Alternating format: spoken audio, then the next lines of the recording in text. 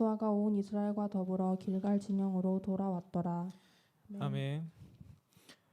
네, 오늘도 그렇고 어제도 그렇고 이게 저의 옷차림과는 다르게 굉장히 많이 추워졌습니다.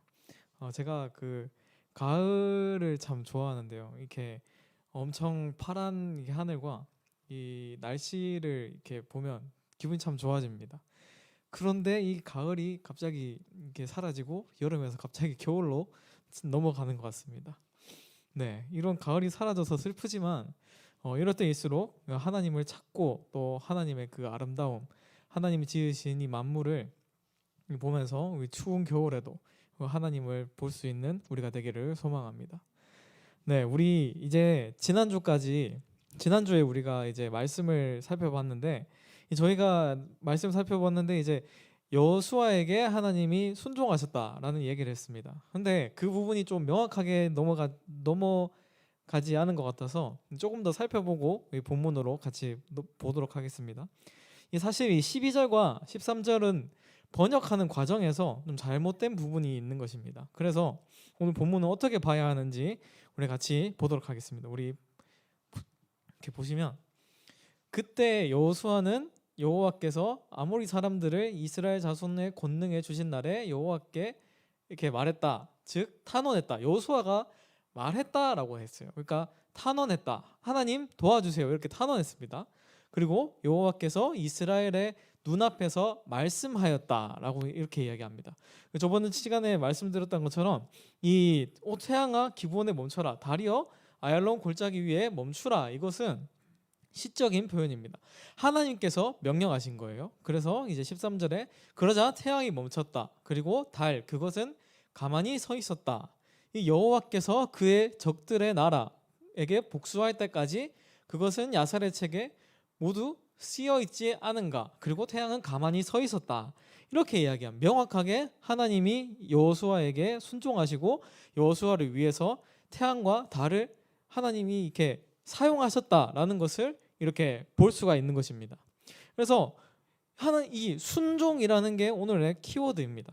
그래서 이 내용, 이 달이 멈추고 태양이 멈췄다는 것이 오늘 본문과도 연관되고 오늘 본문에서 비유처럼 등장하게 됩니다. 이 오늘 본문에 본문 살펴보기 전에 본문의 이제 결론을 살펴보면 순종과 복입니다. 이 오늘 말씀에 보면 5개의 왕이 연합해서 이 연합군들에게 대승을 거두는 그런 내용이 나오게 됩니다. 심지어 굉장히 지금 보면 많은 민족들과 싸워서 이겼다는 장면도 등장하게 됩니다. 이 사실 이 많은 이 나라들과 했던 전쟁, 이 전쟁은 여기서 끝나지 않습니다. 이 뒤에 보면 전쟁을 계속해서 이어나가는데 이 여호수아 기자가 오늘 본문을 통해서 말하고자 하는 메시지는 이 이스라엘의 순종과 그리고 그 순종한 결과를 말해주고 싶은 것입니다. 그럼 어떤 일이 있었는지 우리 같이 차근차근 살펴보도록 하겠습니다. 이 16절에 보시면 5 왕들이 도망을 가게 됩니다.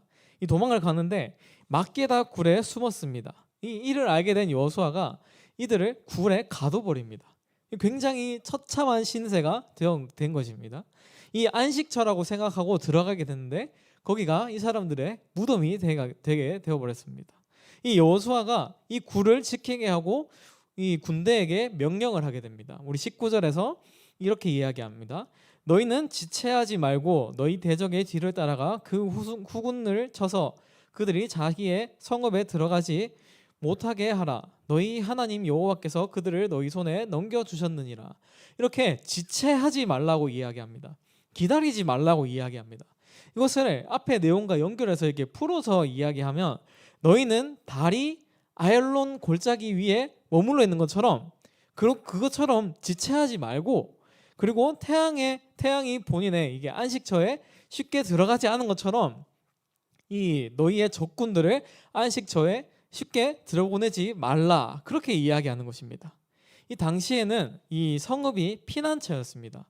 그래서 이 아이 성을 칠 때도 이 모든 백성을 죽여야 되기 때문에 이 매복의 방법을 사용해서 이 아이의 성의 모든 백성들이 밖으로 나오게 만든 것입니다. 그래서 이 여호수아가 그 백성 이제 지금 대적들을 안식처 그들의 성에 들어가지 못하게 해라 이렇게 이야기하고 있는 것입니다. 그리고 19절에서 또 이렇게 이야기합니다.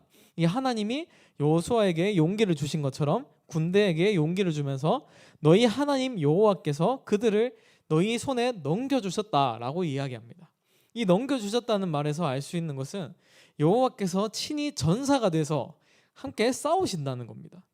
이 세상을 창조하신 이 모든 것을 창조하신 전지전능한 하나님께서 친히 전사가 되어서 싸우신다는 것, 이게 얼마나 놀라운 일이겠습니까? 이 얼마나 감격스러우고 말도 안 되는 이야기겠습니까?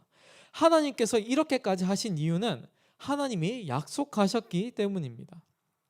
이 하나님이 순종하면 알아서 다 하시고 땅도 주시겠다고 약속하셨기 때문입니다. 또 이스라엘은 한 가지를 더 얻게 되는데 그것은 바로 이들의 안전입니다. 21절에 보시면 이 후군들을 크게 치고 나가서 이제 막게다 진영으로 다시 돌아오게 되는데, 그리고 여호수아 기자는 이렇게 이야기합니다. 혀를 놀려 이스라엘을 대적하는 자가 없었더라. 이 말이 무슨 말이냐면 이스라엘 백성들이 이제 큰 두려움의 대상이 되었고 이 자손들이 그만큼 안전해졌다는 이야기입니다. 그리고 이것을 이야기함으로 출애굽을 할 당시에 그것을 상기시켜 주는 것입니다. 이 출애굽기 11장 7절에 보시면 이렇게 나옵니다. 이제 그러나 이스라엘 자손에게는 사람에게나 짐승에게나 개 한 마리도 그 혀를 움직이지 아니하리니 여호와께서 애굽 사람과 이스라엘 사이를 구별하는 줄을 너희가 알리라. 이 출애굽기에서 이 출애굽을 하기 전에 그리고 마지막 재앙을 내리시기 전에 모세에게 하신 말씀입니다. 당시에는 개가 굉장히 안 좋은 이미지였습니다. 그런 개 한 마리도 이스라엘 백성에게 혀를 움직일 수 없게 하겠다라고 말씀하신 것입니다.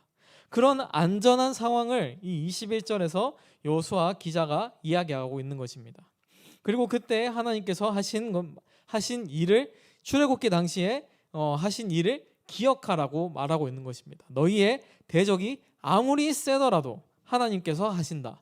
하나님께서 친히 전사가 되어서 싸우신다. 너희는 순종만 해라. 이렇게 하고 있는 것입니다. 그리고 또 여호수아 기자는 또 한 가지를 기억하게 하는데 그것은 바로 소속의 문제입니다. 이 출애굽기 11장 7절에서 아까 말씀드린 11장 7절에서 애굽의 개마저도 혀를 놀리지 못하게 하시는 이유가 이게 무엇일까요? 그것은 이스라엘과 애굽이 구별되었기 때문이라고 이렇게 말합니다. 이 구별은 다른 말로 하면 거룩입니다. 거룩은 소속의 문제입니다. 내가 하나님께 속해 있기 때문에 이 하나님께서 나를 보호해 주시는 것입니다. 이스라엘 백성들은 하나님께서 부르셨습니다. 하나님이 이 이스라엘 백성들과 약속을 맺으셔서 이 하나님의 이 이스라엘 백성의 하나님이 되고 이 이스라엘 백성은 하나님의 백성이 되게 되는 것입니다. 하나님께 소속되어 있는 이 이스라엘 백성들은 하나님의 명령에 순종해야 합니다. 그래서 하나님께서 하나님께 순종하는 자만이 거룩하다고 할 수 있는 것입니다. 이 10장 말씀에는 전부 이겼고 단번에 이겼고 안전하다는 말이 계속해서 등장합니다. 그렇게 된 배경이 바로 순종입니다. 이 애굽과 이스라엘을 구별하셨던 것처럼 이 하나님이 이스라엘 백성들을 하나님께 속하게 만드셨다는 것입니다. 그리고 이스라엘 백성들이 이 하나님 말씀에 순종하였습니다. 그리고 이제 이 순종한 내용들을 우리가 살펴볼 텐데 제일 먼저 누구에게 순종을 하게 됩니까? 이 기브온의 요청에 순종하게 됩니다. 이 전쟁이 시작되고 이제 하나님이 이스라엘을 위해서 여호수아에게 순종하십니다. 그리고 해와 달에게 명령하시고 이 해와 달이 이 하나님께 순종하게 됩니다. 이게 저번에 주에까지 보았던 이 14절까지의 순종입니다. 이 세 가지 순종이 나오게 됩니다. 그리고 오늘 본문에서 여호수아가 지체하지 말라고 했던 것, 이것에 순종하게 됩니다. 그리고 이제 본문 22절을 보시겠습니다. 본문 22절에서 여호수아가 5 왕들을 이끌어내라고 말합니다. 그리고 23절에서 순종합니다. 24절, 25절에서 여호수아가 지휘관들에게 이렇게 이야기합니다. 왕들의 목을 밟으라고 이야기합니다. 거기서 또 순종을 하게 됩니다. 이 목을 밟는다는 것은 분명한 승리의 행위입니다. 이 시편에 보면 이런 말씀들이 굉장히 많이 나오게 됩니다. 그리고 신약에서 이 고린도전서 15장에 보시면 이것을 이 예수님께서 원수들의 머리를 밟으셨다, 발 아래 두셨다, 이렇게 말하게 됩니다. 이 승리의 행위를 하고 나서 여호수아가 25절에서 이렇게 선포합니다. 두려워하지 말라, 놀라지 말고 강하고 담대하라. 너희가 맞서서 싸우는 모든 대적에게 여호와께서 다 이같이 하시리라. 이렇게 선포하게 됩니다. 너희는 순종만 하면 맞서 싸우는 모든 대적에게 이 다 하나님께서 이같이 하시겠다. 하나님께서 친히 전사가 되어서 싸우신다 라는 것을 선포하고 있는 것입니다. 그리고 또 한 번의 순종이 나타납니다. 26절에 보시면 여호수아가 그 왕들을 쳐 죽여 5 나무에 매달고 저녁까지 나무에 달린 채로 두었다가 27절에 해질 때에 여호수아가 명령하여 그들의 시체를 나무에서 내렸다라고 얘기합니다.